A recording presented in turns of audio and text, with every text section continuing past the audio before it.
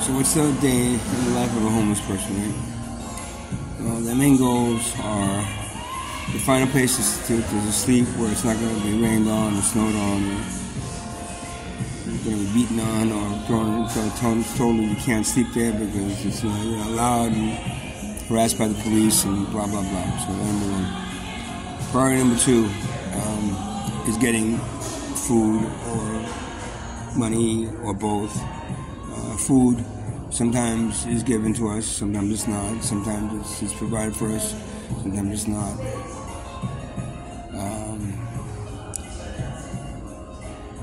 Number three is going to be any kind of money that we can get to buy anything else that we need that food doesn't provide. It's not, you think, oh well, there's feedings here and there, but it's not just the feedings. It's toiletries.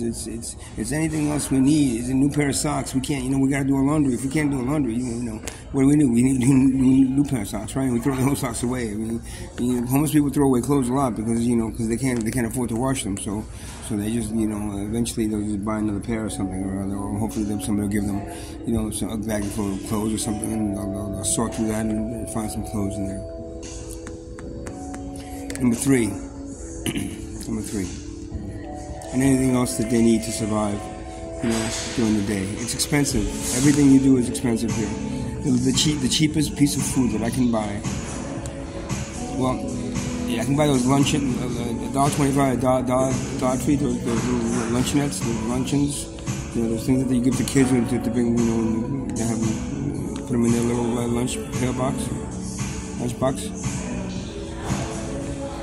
But really, in reality, the cheapest thing is a slice of pizza, which is $3. That is the cheapest thing you can buy. Other than that, it's like, it's 5, 7, 10, 12, 14, 17, 19. If I want to go to the Five Guys burger here place and get a burger and a burger, which I don't eat, but the burger, it's once in a while just because I need the protein. A burger and fries and a soda, it's literally $19. A burger, a fry, and a soda. Well, I can go to McDonald's, I guess, right? Which is going to be still $12, $13. Number four is if you, a lot of us have electronics. We have phones. Some of us have little speakers. Some of us have little power boxes that we have to charge so we can charge our phone. There, I happen to have a scooter. Not a lot of us have scooters, but some of us have electric bikes. Don't get me wrong. In Tent City, there's people that have both electric bikes and scooters. I'm not the only one. So it's just because I have an electric scooter doesn't mean that well, you have an electric scooter. Well, you're not really homeless. Yes, I am. I don't have a car. If I had a car, I'd be sleeping in the car, but I don't have a car. So this is the cheapest thing that I can buy. A scooter is the cheapest thing that I can buy. That'll take me around, and I don't have to pedal. I'm 58 years old, pedaling everywhere is just a little bit too much for me now, especially in the winter. So finding a place. Luckily, Starbucks has been a godsend because I literally sit here sometimes 3 hours and they don't kick me out. They don't kick me out even if I don't buy anything. Yes, goddamn, because I can't afford a $5 cup of coffee. Please, I get a $1.25 cup of coffee at Exxon. That's I don't get the $5 lattes anymore like I used to. But they have not bothered me, and as long as I make it here before 8 o'clock when they close, they'll let me charge her for up until like 5 minutes to 8. Other than that, it's very hard to find a place where you can actually plug in because everybody's like, oh no, you're using up the electricity. We have to pay for electricity. It's like, okay, but I'm homeless. I don't even get the choice of having electricity I can pay for. If I had back there, if they gave us electricity and said that I pay whatever $100 a month, I'd give them $100 a month so I don't have to do this. But I can't do that, so I do this instead. And wherever you charge things, literally you have to sit there for hours and hours and hours sometimes, depending on how much you have to charge. That scooter takes 4 to 5 hours to charge, so it's always on half a charge, and I'm always trying to find a place to charge. And could I sit 5 hours in a place charging it? No. Can't. I'm stuck, charging it here for an hour, draining it again, and hoping it doesn't run out of battery. Because if it runs out of battery, that's the one thing about being in a hotel. When I say if I'm in a hotel, I'll plug it in and I could just leave it in no charge. Okay, I have it fully charged. But once I'm out of the hotel, I'm back down to the reality of like this. They don't give us charging stations. They don't give us places we can charge things here. We basically have to find places like Starbucks that allow us charging. Now luckily this is a place that not allow us come. If a bunch of the homeless people started coming here, they push us all out. So luckily I haven't. This hasn't. It hasn't been somewhere that a lot of us come.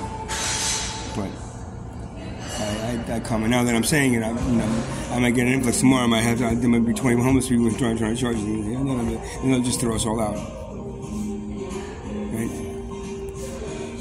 It's not easy being homeless, man.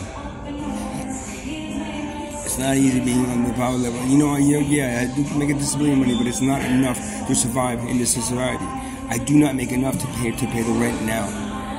I have to get a roommate. Okay, I have to get a roommate. I got somebody that's gonna tolerate me and my idiosyncrasies. And I have to tolerate theirs. It's not easy to find. Most places that are looking for roommates, they're like, oh, we want only business professionals, and make sure that we have a kitchen, but you shut up 10 o'clock, no noise. All these rules I can't do, man. I just can't do. I can't do. I'm looking for, if I could find, even rooming houses are hard, man, because rooming houses are, depending on the people, depending on, I did a rooming house a couple of times when I first got out here, but it was just like, it's just as bad as Tent City, but I gotta pay them, in a sense where there's usually like, roaches and bed bugs and you have to like, try to avoid, and there's usually like other it's usually full of addicts or dealers and hitting you back and forth. You leave your stuff in your room. You don't know if somebody figures out how to unlock your door, go inside and take all your shit anyway. So it's the same shit. I haven't been able to find a rooming house where I feel comfortable at that point.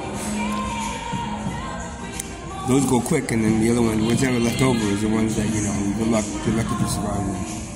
And I'm still paying, in that rooming house, I'm still paying $250, $300 a week. So it's $1,000 to $1,200 for a room where I used to be able to rent an apartment for that much money. Or I could move out to way out west in Howell, or all the way to the south in Lakewood, or all the way somewhere else, where it's cheaper. It's like, okay, but I don't want to do that. Why should I have to do that? Man? I've been here 17 years, man. Less a few times that I left, to like about Wall Street, but basically I've been pretty much here for 17 years, man. And now I gotta leave because I can't afford it. Why don't you just get a job? I can't work in this society anymore. I can't. Somebody posted, well, human beings were meant to work. It's like, yeah, they were meant to work, not be slaves to a system that is basically, profiting and then using them as slave labor, as the people that create these companies and these corporations are sitting in billions of dollars. I worked for Ernst & Young for a year. I did their programming. Okay? The Ernst & Young, you know what they do? I did applications for them. You know what they do? They show rich people how to avoid paying taxes, period. Boom, that's it. Boom, that's what they do. It's an accounting firm that shows rich people, and they got a lot of rich people that come into them, and they show them how to avoid paying taxes. The top tier people there, it's owned by partners, the top tier partners, and I did an application that was managed their bonuses a year. It's like 10 or 11 partners that own Ernst & Young. Those guys were making upwards of $7 to $8 million a year in salaries, and then on top of that, they would get between a $10 and $15 million bonus because they brought in the clients. They brought in the clients that they were showing how to avoid paying taxes. I worked for them for a year, and then I literally got so sick. One day I couldn't go in anymore. I couldn't go in anymore. I just couldn't go in anymore. And then I got to the point where they were like, I had the laptop, and I was trading the laptop for the last check. And then as long as can you please make sure that I get the unemployment? Because I can't work here anymore. I couldn't work, and I cannot work in that environment anymore. I can know when I look at a company that's ripping people off. I can now I can get a job at anything on the books. It jeopardizes me getting my disability. And you know what? I can't do that. I just cannot work in that environment anymore. Maybe a part-time job. If I can find off the books, that's great. If I could do that, maybe a little bit of working. But I have the liberation. I had it, and I still have the symptoms, which are body aches and pains, which are double vision. I get if I start getting stressed out, I still get a lot of the symptoms. The tiredness, the feeling of not wanting to get up out of bed sometimes. Man, I feel that way. Now, when I was doing my sound healing work, it was helping. I wasn't just healing the people in my classes, but I was healing myself. But once I got tossed out into the street between my ex-girlfriend and then the fucking place that I was renting for fucking 6 years to do that work, I found myself, I don't know, just where I am now, man. It's almost 3 years later. It's going to be 3 years in June. Almost 3 years later, and I find myself in the same place that I was when I first got thrown out, looking at it around me and going like, this isn't right. And now on top of everything else, now I'm tapping into my DNA and information that's coming to me saying like, well, this is meant for you to do, because you're meant to do something. You're meant to try to explain and make me understand that the system that they have is not working and will not work for very much longer. And the people that are running it, the people that are charging you to live as human beings, they don't care. They're making a shitload of money, living so much better than the majority of human beings. So my job is to wake up as many human beings, number one, as many star seeds that come down here to help as I did possible. And then you wake up and basically make the poverty class, which is the ruling class, which is not the ruling class, but it's the majority. If you want to truly have a democracy, then the majority rules. Then let the majority rule, man. The majority is not the 2,000 billionaires. The majority is not the 750 million middle class. The majority is the 7.35 billion. Poverty, and leaving it up to them. I believe that most of them would realize that it's better to share an existence, to live in an existence where everything is free, just like everything else in the world, and everything is shared equally. An equality-based system instead of a class system is what you have. Most of them would agree to that, but they're not even given the opportunity to make that decision.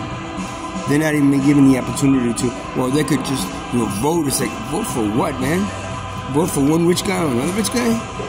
Vote for somebody else in the middle class that is going to basically control you, basically the house slave. And as I repeat, the world class is the slave masters. The middle class is the house slaves. The poverty class is the field slaves. That's the exact blueprint for slavery. That's the exact blueprint for our society. It matches 100%. So the ruling class is a minority, and the minority ruling class is taking advantage of the majority by we'll have salaries, we're paying them. Yeah, you're paying them a salary, but then you get it, taking it all back when you charge them to live. It should be a free and equal system where everybody works for what? For nothing, and everything. You don't work for money. There's no money in this kind of system. What there is that everybody gets everything for free. Everybody gets a middle class house, or middle class apartment, or middle class anything, man. Everything, if there was no wealth, there would be no poverty, and everything would be what? Shared. Everybody would be middle class. Everybody would be, the class there were no classes. If there was no wealth class, there would be no poverty class. That means there would be no classes, period. There'd be one system, a system of equality, where you are equal to me and I am equal to you. And what you get in life, I get in life. And if you want, you want that really nice car, well, it's great. Let's all work together to make that really one nice car. Different colors and shapes. And let's go to work together to create one, not compete and make crappy cars for poor people and luxury cars for rich people. That's the system that should be focused on and put forth in your civilization, not what you have right now. What you have right now is a snake eating its own tail. Eventually, the snake will eat its own tail into oblivion. That's it. You're feeding off each other. You're feeding off another human being, and that represents a place where society doesn't have much longer to survive. So I'm out here. I'm out here struggling. I'm out here trying to deal with this every day. Thing of it is, we got 2 years left at the most, man. Before it all starts crumbling down really fast. So, where am I going to go back into and sit there and watch it? This is what I've been asked to do. This is what I'm,